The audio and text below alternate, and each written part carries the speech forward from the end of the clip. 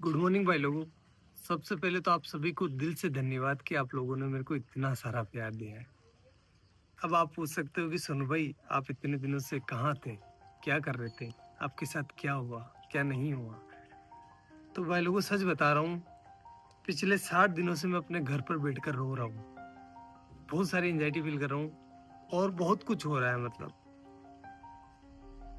क्योंकि मेरी जिंदगी बर्बाद हो चुकी है। अब मेरे पास कुछ भी नहीं है करने को। क्या हुआ है मेरे साथ, कुछ अलग हुआ है मेरे साथ, जिस वजह से जो भी मैं था ना वो खत्म हो गया है। कैसे हुई है मेरी जिंदगी बर्बाद, ये जानना है आपको अगर, या फिर मेरे को मैं बताऊं कि मेरे को मैं बता सकता हूँ आपको कि मेरी जिंदगी कैसे बर्बाद हुई है, तो उसके लिए मेरी जिंदगी जाननी पड़ेगी कि सोनू ने स्ट्रगल करके क्या अपने जीवन में हासिल किया था और उसके पास अब वो नहीं है। सोनू जिंदा रहने के लिए भी संघर्ष करा है सोनू भाई ने, जिंदा रहने के लिए। तो मैं बताता हूँ आपको कि मेरी जिंदगी कैसी थी, तब आपको भी समझ में आएगा कि मैंने क्या खोया है और मैं ऐसा क्यों सोच रहा हूँ कि मेरी जिंदगी बर्बाद हो गई है। और सबकी शुरुआत होती है मेरे नाना जी के घर से, वहीं से शुरू करते हैं।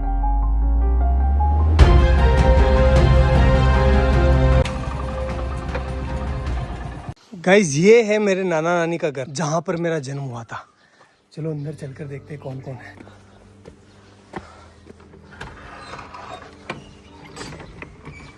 गाइस मामी है, मामी से बात करते हैं। दोग जी मामी कैसे हो? बढ़िया, ठीक। क्या कर रहे हो? हाँ तैयार है, सब तैयार है। तो कुछ ऐसा दिखता है नाना नानी का घर। मेरा जन्म हुआ था यहाँ पर।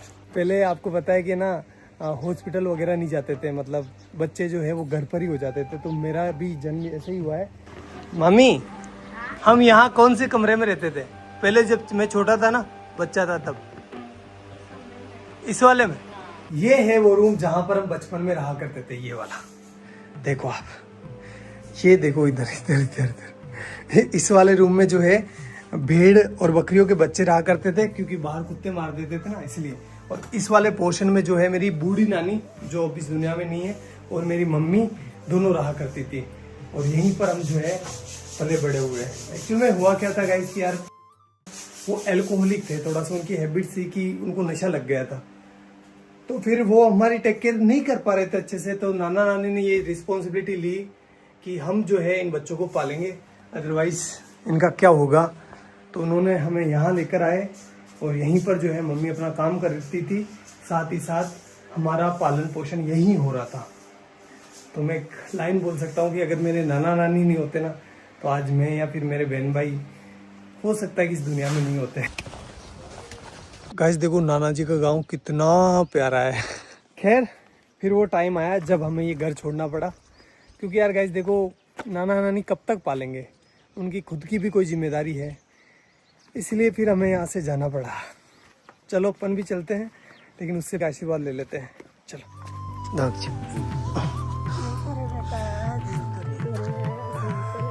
मेरी नानी है, आपको बाद में बताऊंगा इनके बारे में भी। और अपने गांव आते ही हमें घरेलू परिस्थितियों के कारण अपने घर नहीं घुसने दिया गया, इसलिए हमने बड़े पापा की कोठी का चुनाव किया। म्याऊ म्याऊ।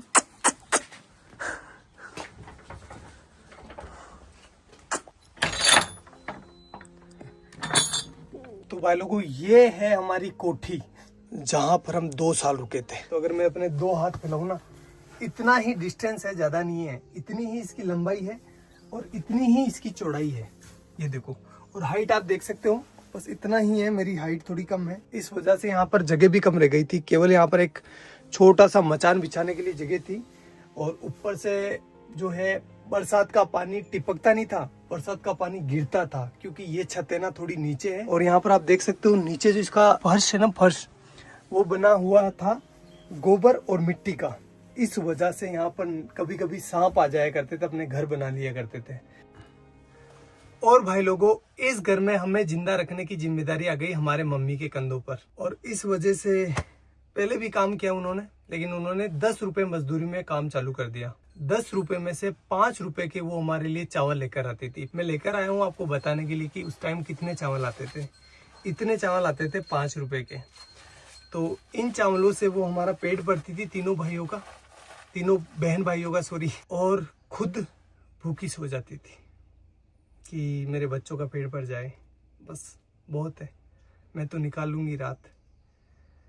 और हम ना समझते उस टाइम, तो हम नहीं समझ पा रहे थे कि हमारी माँ जो है वो भूखी सो रही है। हम तो बस अपना पेट भरने का ध्यान दे रहे थे। लेकिन मेरी मम्मी जो है उस टाइम बिना कुछ खाए भूखी सो रही थी। एक जो कटोरी होती है आटे की, उसको संभाल के रख रही थी कि जब बुरा टाइम आएगा तो मैं अपने बच्चों को खिलाऊंगी। खुद कुछ नहीं खा रही थी, एक टाइम खाना खाती थी पूरे दिन में वो, और कंटिन्यूस काम कर रही थी वो।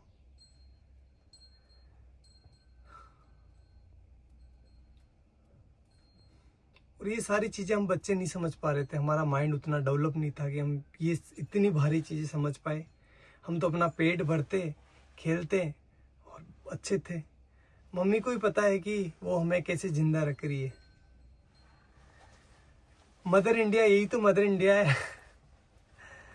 सारे दुख खुद रख लेती है और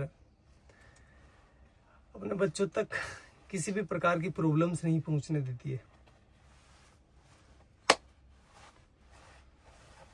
बाबड़ी कोई का लोन भी मांग बनेगी दान की जाती कड़ू कई माती गणा दौरा तेरा पड़िया। हाँ तेना गणा दौरा पड़िया रे भाई थारी मात तो सब्जी बेचती, लेडीज रहती, भाई दौड़ाती, तेन खुआती, बा भूखी रहती, भाई मार ससुरी भूखा। तना दूध पाइयो, तेन रोटी खुआई, गणी दोरी कमा कमारा, तमात का दान की जाती। हाँ ते भरा का केवन के ते बली दूध ने भरे क्यों, मैं ते दिए किस कोई केवा गणा दौरा पहले तो बा।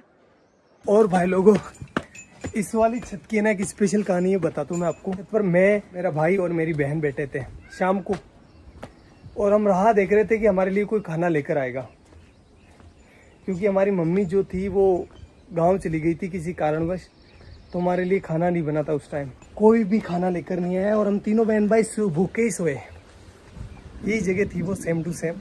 एक बात बताऊँ आपको, जब आप भूखे होते हैं ना तो आपको अच्छे से नींद नहीं आती। देख लेना एक बार। चलो मैं आपको अपनी बहन से मिलवाता हूँ।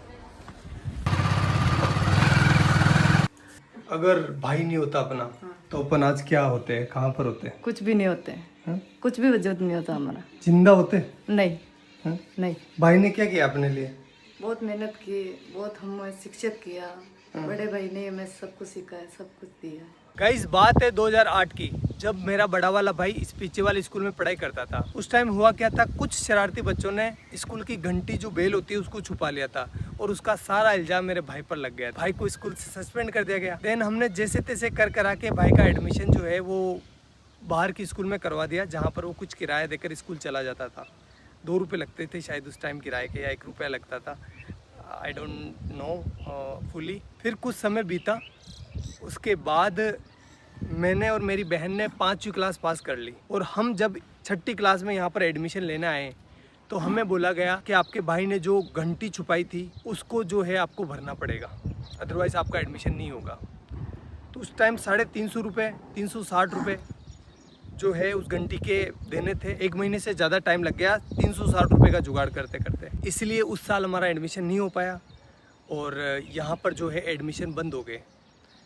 अब घर वाले हमें किराया देकर किसी दूसरी स्कूल नहीं भेज सकते थे, क्योंकि वो अफोर्ड नहीं कर पाते उस टाइम, और हम छोटे बच्चे थे तो किसी दूसरे गांव भी स्कूल नहीं जा पाते, क्योंकि दूर था ना। हमारा गांव काफ़ी बड़ा है, तो हम दूसरी जगह अगर जाएंगे ना तो हमें कम से कम 3-4 किलोमीटर जो है पैदल चलना पड़ेगा। तो छोटे बच्चे थे तो नहीं हो पाया वो सारी चीज़, और हमारा 1 साल पूरा बर्बाद हो गया। फिर मेरे बड़े वाले भाई ने एक भारी डिसीजन ले लिया, और उसने अपनी सारी पढ़ाई छोड़कर, अपनी सारी ज़िंदगी दांव पर लगाकर मेरी और मेरे बहन के लिए काम चालू कर दिया। उसने फर्स्ट काम चालू करा मंडी में। जो सब्जी मंडी होती है ना वहाँ पर। गाइस मैं हूँ अभी उस सब्जी मंडी के अंदर जहाँ से मेरा भाई सब्जी खरीदता था। 15-20 किलो वजन को अपने सर पर रखकर मेरा गांव जो कि यहाँ से 20-25 किलोमीटर दूर है वहाँ पर लेकर जाता था। वो सब्जी वो फल फ्रूट बेचता था जिससे कि कुछ पैसा आए और वो अपने बहन भाइयों का पेट भर सके, अपनी माँ के सर पर जो बच्चों का पालने का भार था उसको कम कर सके। और ये वो काम कर रहा था जब उसकी उम्र है ना 16 साल की। वो बाल श्रम कर रहा था। क्यों? क्योंकि अपने बहन भाइयों को जिंदा रख सके और उनको अच्छी एजुकेशन दे सके। घर में कई सामान नहीं रहा तो दोनों मन भाई सब्जी ले जाता, मैं दोनों जेर बेच जाता। ये वो चौराहा है जहाँ पर मेरा भाई सब्जी लेकर उतरता था और उसे एक एक घर बेचने जाता था। चलो मैं आपको दिखाता हूँ कि वो इतना सर पर रखकर इन घरों में घूम घूम कर सब्जियाँ बेचता था। इस काम में कुछ लोग पैसे नहीं देते थे, मतलब सब्जियां उधार ले लेते थे और फिर बोलते थे कल ले लेना, परसों ले लेना। भाई लोगों एक बार की बात है, सामने जो पाबूजी महाराज का मंदिर दिखाई दे रहा है ना, उनके बारे में ऐसा बताया गया, जो लड़के बैठे होते हैं ना चौराहे पर, बदमाश नहीं बदमोश उन्होंने ऐसा बोला कि मेला है पाबूजी महाराज का, तो इस दिन इस डेट को पाबूजी महाराज का मेला है, तो तुम अपनी सब्जियां और फल फ्रूट लेकर आ जाना यहाँ पर। तो हमने सोचा अच्छा है कि हमारा जो है फल फ्रूट बिक जाएगा और हमारा कुछ बेनिफिट हो जाएगा। हम आए तीनों बहन भाई, तो यहाँ पर आकर देखा तो कोई मिला नहीं था और उन्होंने थोड़े से हमसे फल फ्रूट ले लिए और हमको डरा धमका के भगा दिया। तो एट द एंड धंधा जो है वो इतना अच्छा चल नहीं रहा था, इसलिए उस काम को भी हमें छोड़ना पड़ा। हमें नहीं, मतलब भाई को छोड़ना पड़ा।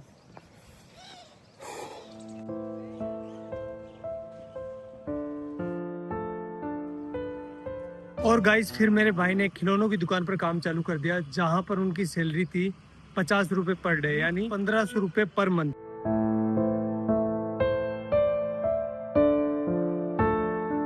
एक महीने बाद जब भाई की सैलरी आई तो उसने लगभग आधा भाग यानी 700 रुपए के आसपास मेरे और मेरी बहन के लिए बुक्स लेने में खर्च कर दिया, जबकि खुद काम पर फटे हुए कपड़े पहनकर जा रहा था। वो चाहता तो अपने लिए कपड़े ले सकता था ना, लेकिन नहीं लिए उसने। लेकिन हम खुश थे।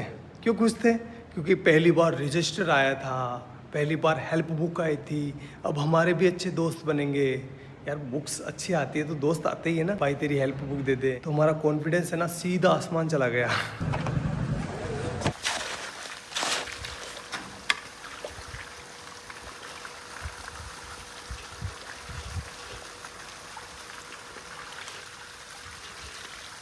भाई लोगों अब मेरी बारी थी। जो भी मैंने लिया है ना उसको वापस रिटर्न करने की, इसलिए मैं काम करने लग गया। साथ ही साथ अब बड़ा हो गया था, इसलिए मैं अजमेर वाली स्कूल में जाने लगा बस से, और वो भी साइंस बायो पढ़ने। तो बताता हूँ मैं आपको ये मैंने कैसे किया। गाइस ये जो सामने सीमेंट की फैक्ट्री देख रहे हो ना, इसकी दीवार बनाई है ये वाली। ये गाइस ये मैंने अपने हाथों से डलवाई है। अब तो खराब भी होने लग गई। बताओ ये भाग भाग सोनू भाग भाग भाग भाग। गाइस अब तो मैं भाग भी नहीं पा रहा हूँ। पहले ना इतना दूर, लगभग ये होगा 600 मीटर दूर, एक पूरा सीमेंट का कट्टा जो कि 50 केजी वेट का, यहाँ पर पटक कर अपने कंधे पर, और एक साइड जो है ना वो चिमनी लगी हुई है, वहाँ से लेकर उस वाले कोने से जहाँ से अपन आए थे ना वहाँ पर लेकर जाता था। अरे भगवान, इसका ठेकेदार इतना खड़ूस था। जब मैं बोलता था ना, मैं छोटा था तो दर्द तो होता है यार, 50 किलो का कट्टा लेकर जाता था तो पेन हो रहा था मेरे को। तो मैंने बोला सर कि मेरे से ना ये लेकर नहीं जा पा रहा हूँ मैं इसको। तो बोला कि काम पर क्यों आया है, पैसे किस बात के मिलेंगे, ऐसे बोलते थे। करना पड़ता था भाई। तो ये वाला काम तो मेरे को ज़िंदगी भर याद रहेगा, क्योंकि वो सीमेंट के कट्टों ने मेरी रीढ़ की हड्डी में प्रॉब्लम कर दी। गाइज ये जो आप बिल्डिंग देख रहे हो ना, ये हमने बनाई है एक मजदूर के तौर पर। और गाइज ये वाली जो टंकी आपको दिखाई दे रही है, ये नहीं बनवाई है। हाँ, ये जो दीवारें आप देख रहे हो ना, ये सब कुछ। भाई लोगों, भैंस चराते टाइम बायोलॉजी पढ़ने का मजा ही कुछ अलग होता है, क्योंकि एग्जाम्पल यहाँ पर सामने होते हैं। जब एक बगुला है ना भैंस के आसपास होता है तो उसका मतलब ये है कि वो सेब पोजीता कर रहा है। क्योंकि आप देख सकते हो जहाँ पर भैंसें चल रही है ना, उसके पास एक बुगला है। ये देखो बुगला है। क्योंकि जब भैंस चारा खाती है ना, तो चारा हिलने की वजह से उसके अंदर जो कीड़े होते हैं वो बाहर निकल जाते हैं, और ये बुगला उनको खाकर पेट भर लेता है। ये दो जीवों का एक संबंध है, जिसमें एक को कोई भी घाटा नहीं होता और दूसरे को फायदा हो जाता है। प्रेरित धाराओं से उत्पन्न होने वाले चुंबकीय क्षेत्र का मान सदैव इस प्रकार होता है कि वो उन कारणों का विरोध करता है जिसके कारण इसकी स्वयं की उत्पत्ति हुई है। अरे डब डब डब, अब जा।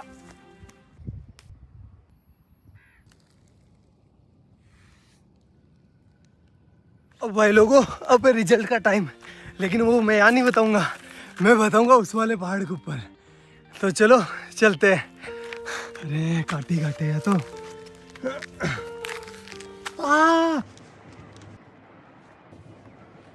अब भाई लोगों मेरा आ गया 12th का रिजल्ट।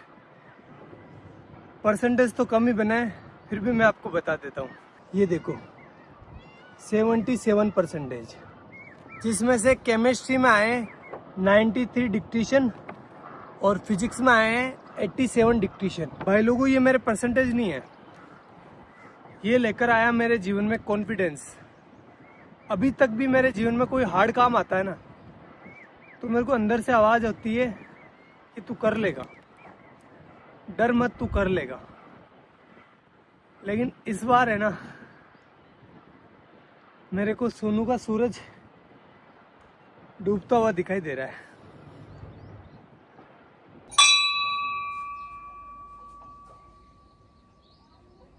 भाई लोगों अब मैं टीचर बन चुका था, चलो क्लास लेकर आते हैं। हाइजेनबर्ग का अनसर्टेनिटी प्रिंसिपल, जिसके बारे में अपन बात करने वाले हैं, ठीक है। चलो बताओ कहाँ पर जाकर गिरेगा।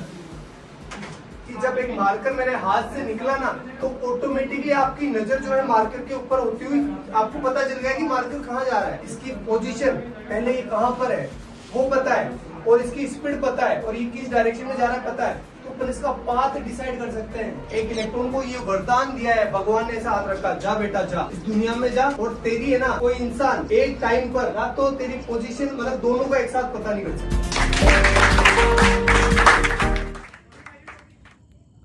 फिर ऐसे करते करते मैं टीचर बन गया, और मेरे पास बहुत काम था। 3-4 कोचिंग ऑफलाइन जाता था, 1-2 ऑनलाइन थी, मतलब मस्त। और जो भी चीज़ें मैंने अपने परिवार के लिए सोची थी, भाई के लिए, मम्मी के लिए, वो मैं कर रहा था अच्छे से, कोई दिक्कत नहीं थी। उसी टाइम मेरे पास आया भैया का कॉल सीधा टीम से भैया का कॉल। इतना खुश हो गया था मैं यार, भैया का, इतने बड़े आदमी का कॉल डायरेक्ट आया था मेरे पास। तो फिर भैया का कॉल आया और भैया ने बोला मेरे को, सोनू यार हमारे यहाँ पर है ना एक साइंस की लड़के की डिमांड है, तो तू आ सकता है क्या। मैंने बोला ठीक है भैया मैं कर लूँगा, कोई दिक्कत नहीं है। तो फिर मैंने वहाँ पर मतलब ऑफिस में पार्ट टाइम जॉब चालू कर दिया। 2-3 घंटे के लिए जाता था, केमिस्ट्री से रिलेटेड और फिजिक्स से रिलेटेड, मतलब ऑल ओवर साइंस का काम मैं संभालने लगा। और ऐसे करते करते करते करते 2 महीने निकले। 2 महीने के बाद भैया ने आगे से बोला मेरे को कि सोनू तो ऐसा कर, फुल डे ज्वाइन कर ले, सारा दिन काम कर, और पॉसिबल है तो कर ले। घर वालों से बात करी, घर वालों ने, मेरे बड़े वाले भाई से मैंने पूछा तो उसने कहा कि यार देख तू ज्वाइन कर ले, कोई दिक्कत नहीं, अपने ही गांव के तो कोई प्रॉब्लम नहीं होगी। मैंने कहा ठीक है कर लेता हूँ, इसमें क्या दिक्कत है, आपने बोल दिया तो वो सब आपसे आगे क्या है, कोई नहीं, कुछ नहीं है। ऐसा करके मैंने टीम को ज्वाइन कर लिया, और फिर मेरा अच्छा शानदार टाइम आया। मैं बहुत अच्छा काम कर रहा था सभी चीज़ों में, मतलब पहले मैं साइंस से जुड़ा था, लेकिन अब मैं जो है ना वीडियो का एडिशन हो गया, और भी बहुत सारी चीज़ें हो गई। कैमरा के पीछे बहुत सारी चीज़ें चलती है ना, मतलब पत्थर उठाना खड्डे खोदना, सारे काम जो भी हो सकता है सब कुछ कर रहा था। Everything I can do, I do that. Best चल रहा था, कोई प्रॉब्लम नहीं थी, अच्छी चीज़ें हो रही थी, शानदार, हर एक चीज़ में शानदार एफर्ट लगा रहा था। जो मतलब एक वीडियो आपको लगता है कि बहुत ईजी होता है, लेकिन ईजी नहीं होता, बहुत हार्ड काम है एक वीडियो को बनाना। जैसे एग्जांपल के तौर पर मैं बोलूँ तो जो बनाना है ना, बनाना से पोटेशियम निकाला था, आपको याद होगा, वो 20-23 मिनट की वीडियो थी, अच्छी भी चली थी वो वीडियो। उस वीडियो को मैं संभाल रहा था पीछे, उसका सारा केमिस्ट्री मैं संभाल रहा था। उस वीडियो को गाइस शूट करते करते 2 से 3 महीने निकल गए, इतना एफर्ट लगाया इस पर, और वीडियो चली भी सही, आपका प्यार भी दिखा उसमें। तो ये तो एक एग्जांपल है, बाकी बहुत सारे काम किए, जैसे डायमंड वाला, और भी बहुत सारे साइंस के सारे प्रोजेक्ट थे ना, वो मैं हैंडल करता था बिहाइंड द कैमरा, और चीज़ें अच्छी चल रही थी, मतलब कोई दिक्कत नहीं था, सब कुछ शानदार था। मैं सारे कंपनी के रूल एंड रेगुलेशंस फॉलो कर रहा था, मेरी अटेंडेंस की भी कमी नहीं थी, हर एक चीज़ बेस्ट थी। और मैं भैया की इतनी रेस्पेक्ट करता हूँ, आज भी करता हूँ,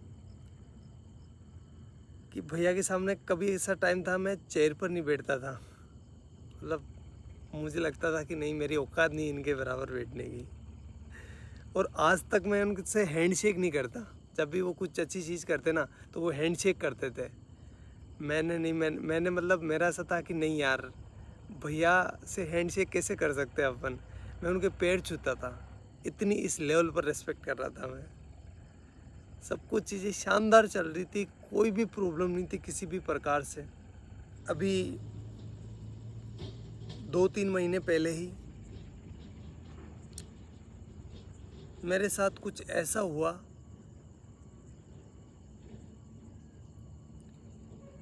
कि मैं अब अभी तो आपको बता ही नहीं सकता। मैं पता नहीं कौन सी ज़िंदगी से निकल के आया हूँ, मेरे ये दिन कैसे निकले हैं मैं ही जानता हूँ। वो तो आप लोगों का प्यार है और घर वालों का प्यार है, लेकिन मैं एक बहुत हार्ड टाइम से निकला हूँ। तो मैं कुछ बोलकर क्योंकि मेरी मेंटल हेल्थ और मेरी इमोशनल हेल्थ दोनों ही ठीक नहीं अभी। मैं और इसको ख़राब नहीं करना चाहता। और अब जो है मेरी ज़िंदगी ख़राब हो गई है, बर्बाद हो गई है पूरी। ना तो मैं टीचिंग का रहा, ना मैं यूट्यूब का रहा। और सच बता रहा हूँ भाई लोगों, कुछ लोगों के मन में कुछ भी आ सकता है, लेकिन मैंने किसी को धोखा नहीं दिया है। मैंने सिर्फ एक बार मौत को धोखा दिया था, जब मेरे को पानी में फेंक दिया गया था, छोटा था तब। तो उस टाइम मैं मरने से बचा था, बड़े वाले भाई ने बचाया था मेरे को। तो उस टाइम मौत को धोखा दिया है मैंने। बाकी मेरी ज़िंदगी में मैं किसी को सोच भी नहीं सकता। मतलब मेरी ज़िंदगी ख़राब हो गई है, पूरी बर्बाद हो गई है, मैं कहीं का ना रहा।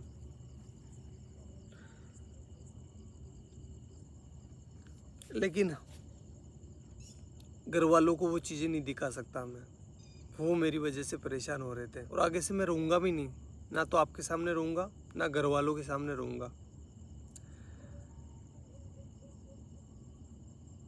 और साल भर तक मैं ट्राई करूँगा, अगर मेरे से ये हो जाता तो ठीक, अदरवाइज़ मैं जो है वापस अपने एजुकेशन फील्ड में चला जाऊँगा। और साथ ही जो है अपनी एजुकेशन को भी सुधारूँगा। और साथ ही ये करके देखना पड़ेगा, सिचुएशन ऐसी हो गई है कि मेरे को करना पड़ेगा, क्योंकि मैं क्या करूँगा अब। और आगे आने वाले टाइम में बताऊँगा मैं आपको कि मेरे साथ क्या हुआ है, लेकिन अभी मेरे को माफ़ करना, मैं नहीं बता सकता। मैं वापस वो डार्क टाइम नहीं देखना चाहता। आगे जाकर बताऊँगा, मैं पक्का बताऊँगा, लेकिन अभी नहीं। हाथ जोड़कर रिक्वेस्ट है।